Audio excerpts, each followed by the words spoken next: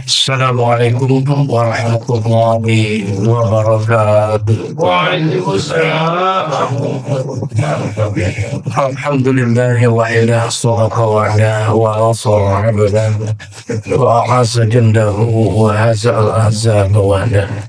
Asyhadu an la ilaha illallah wahdahu la syarika lah wa asyhadu anna Muhammadan abduhu wa rasuluhu wa la nabiyya ba'dah. Allahumma shalli wa sallim wa barik ala nabiyyina Muhammadin wa ala alihi wa sahbihi wa man walah, amma ba'd. Qala Allah ta'ala fi kitabihil karim, a'udzu billahi minasyaitonir rajim. Bismillahirrahmanirrahim. Ya ayyuhalladzina amanu kutiba 'alaikumus syiyamu kama kutiba 'alal ladzina min qablikum la'allakum tattaqun. Shadaqallahul azim. Hadirin wa hadirat jamaah salat Isya dan Tarawih yang dimuliakan Allah, puji dan syukur selalu kita panjatkan kehadirat Allah Subhanahu wa Ta'ala atas segala limpahan rahmat dan karunia-Nya kepada kita sekalian. Pada malam hari ini kita masih diberikan kesempatan hidup yang alhamdulillah, insyaallah semuanya dalam keadaan sehat walafiat, sehingga kita bisa melaksanakan ibadah di tempat ini. Mudah-mudahan semuanya diterima di sisi Allah Subhanahu wa Ta'ala.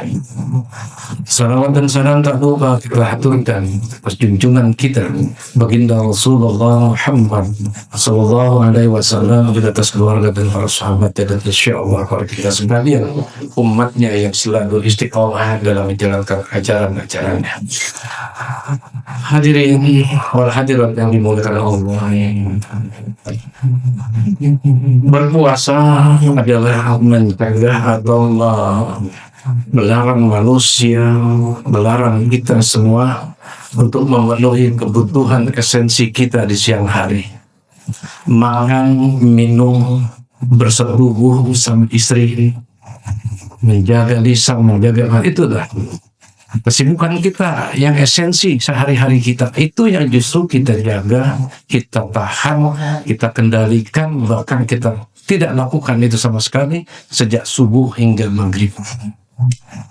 Nah, apa hakikat itu semua adalah untuk penghambaan diri kita, ketaatan kita kepada Allah Subhanahu wa Ta'ala, sebagaimana hakikat penciptaan kita, wa ma khalaqtul jinna wal insa illa liya'budun. Tidaklah dijadikan kita, ya, jin dan manusia kecuali hanya untuk mengabdi kepada Allah. Nah, di dalam pengabdian ini bertujuan untuk membahagiakan umat manusia itu sendiri. Tidak lain dan tidak bukan untuk kebahagiaan kita yang telah dibebankan takdir oleh Allah untuk melaksanakan syariat Allah adalah agar kita mencapai kebahagiaan baik di dunia maupun di akhirat. Nah, untuk itulah Allah turunkan. Bagaimana cara mencapai kebahagiaan itu? Allah turunkan petunjuk di bulan Ramadan yang mulia ini. Allah turunkan Al-Quran. Syahrul Ramadan alladzi unzila fihi Al-Quran hudan linnasi wa bayyinatin minal huda wal furqan. Allah turunkan Al-Quran untuk menjadi petunjuk buat kita, petunjuk ke arah mana untuk mencapai kebahagiaan kita baik di dunia maupun di akhirat. Hanya orang-orang dulu, orang-orang bodoh yang tidak mau melaksanakan itu. Karena kebahagiaan yang ada kita alami saat ini yang tanpa petunjuk Al-Quran adalah kebahagiaan nisbi. Maka saya ingin sampaikan ada 3 level kebahagiaan itu. Yang pertama, yang tertinggi adalah kebahagiaan yang ada pada para wali-wali Allah, para utusan-utusan Allah, para ulama-ulama yang warasatul anbiya, ulama plat hitam, bukan ulama plat merah.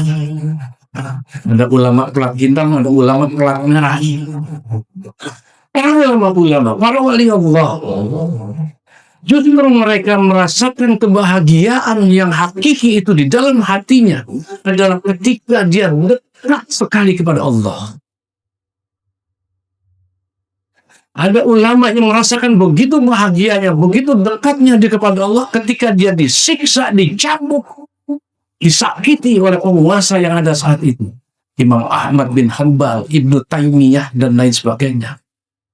Bahkan sejarah di negeri kita, Buya Hamka yang ditahan dalam penjara tanpa pengadilan, alhamdulillah justru di dalam ruang dingin itu beliau mampu menyelesaikan tafsir Al-Azharnya yang terkenal itu.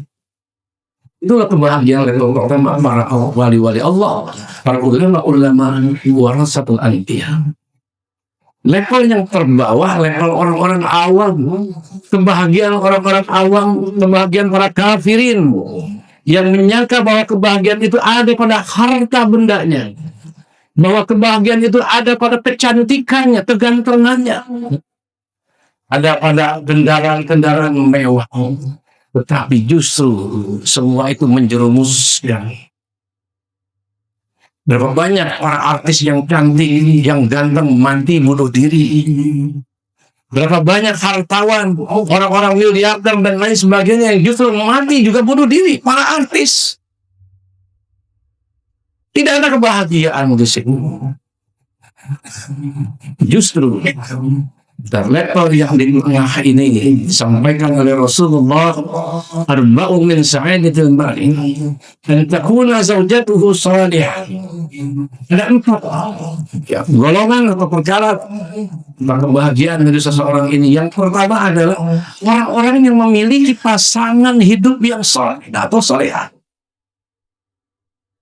Jadi kita yang sebagai suami memiliki istri yang mampu kita bina, kita pilih dengan baik berdasarkan agamanya, berdasarkan ketaatannya kepada Allah, kita jadi imam mereka. Maka jadilah istri yang solehah, yang ketika kita pergi dia jaga dirinya, jaga harta suaminya, jaga martabat keluarga. Luar biasa istri yang seperti ini, yang mendoakan selalu suami yang sedang bekerja mencari nafkah. Suami yang taat, suami yang menjadi imam yang baik juga menjadi kebahagiaan tersendiri di dalam rumah tangga untuk istrinya, karena dia mampu menjaga istrinya, mampu membimbing, membina istrinya, tidak masa bodoh terhadap urusan akhirat istrinya. Ini kebahagiaan yang dikatakan oleh Nabi pertama, yaitu pasangan yang soleh atau soleh. Yang kedua, wa auladuhu abrar, anak Adam atau keturunan yang soleh-solehah yang berbakti kepada orang tua. Masya Allah, betapa bahagianya kita orang tua. Kita tidak begitu butuh terhadap urusan-urusan harta benda. Apalah artinya harta yang melimpah yang diberikan anak-anak kita kepada kita, ketika anak-anak kita justru tidak mengenal agama, tidak kenal sholat, tidak mendoakan kita. Apalah artinya harta yang berlimpah diberikan kepada kita, kendaraan mewah, rumah-rumah mewah. Lalu anak-anak kita justru menjadi manusia-manusia durhaka kepada Allah.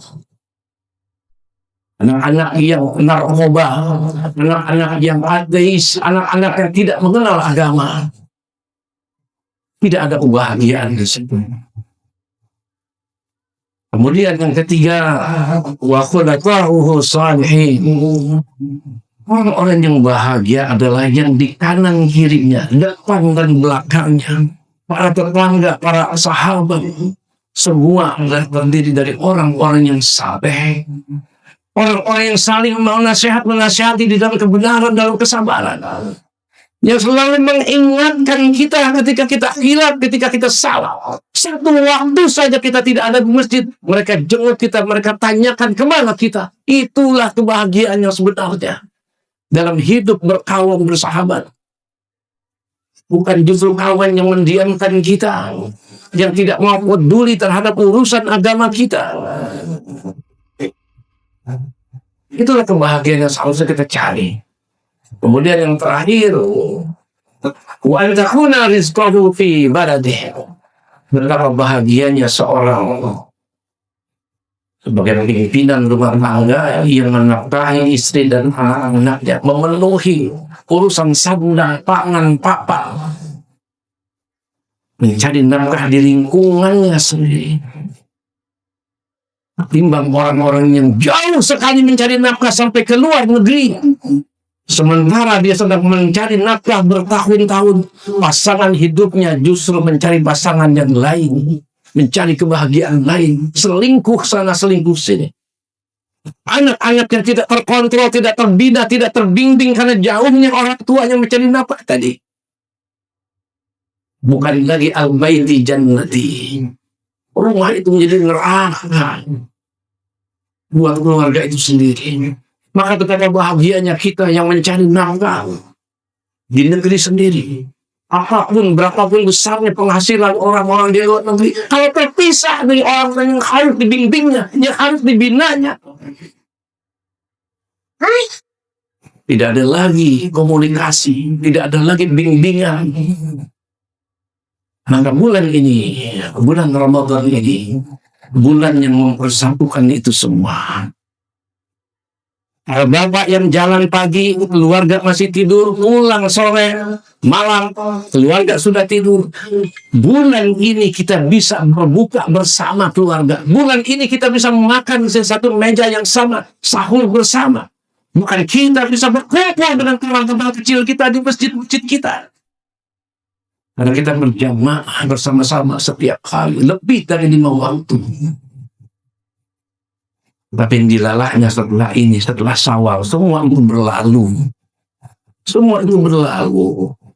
Jadi kebahagiaan itu juga sulit sekali melengkap pada diri kita untuk hari-hari berikutnya setelah Ramadan.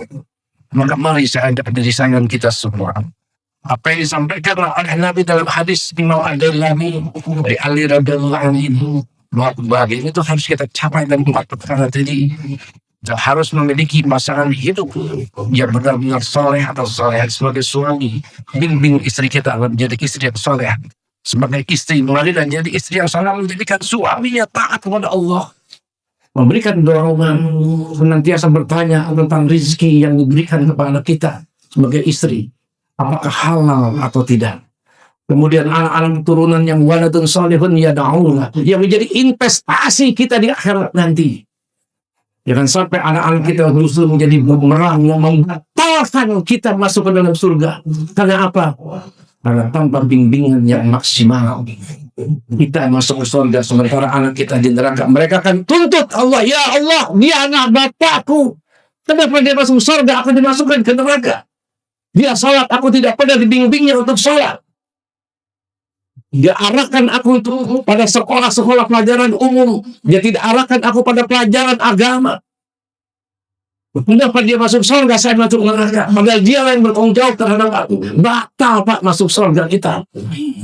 Hati-hati ini semua. Kemudian mari kita pilih sahabat teman. Nah, orang-orang yang teman akan mengikuti agama teman. Demikian hadis Rasulullah. Riwayat Imam At-Tirmizi. Rasulullah bersabda, seorang mengikuti agama kawannya. Karena itu perhatikan kepada siapa dia berkawan. Hati-hati, hati-hati. Ya, sudahlah kita tidak mengaji, sudahlah kita tidak paham agama, berteman dengan orang-orang kafir pula, berteman dengan orang-orang yang tidak mengenal agama Islam, justru mengalahkan kita pada keburukan. Dan terakhir, mari sebaik-baik negeri adalah negeri kita sendiri. Kita cari nafkah di negeri kita sendiri. Demikian apa yang bisa saya sampaikan. Mudah-mudahan Ramadan ini menyatukan kita, pertama antara kita, keluarga kita, istri, anak, hubungan komunikasi timbal balik suami, istri, suami, orang tua, anak-anak, dan orang tua.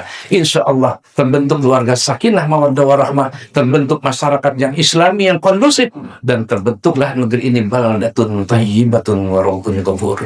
Mudah-mudahan apa yang saya sampaikan ini bermanfaat. Mudah-mudahan kita semua dapat melaksanakan ibadah saum 1 bulan penuh ini dengan maksimal, dengan mendekatkan diri kita pada Allah Subhanahu wa taala. Akhirul kalam, aslabikul khairat, nasr minallah, batful qarib, billahi taufiq wal hidayah. Assalamualaikum warahmatullahi wabarakatuh.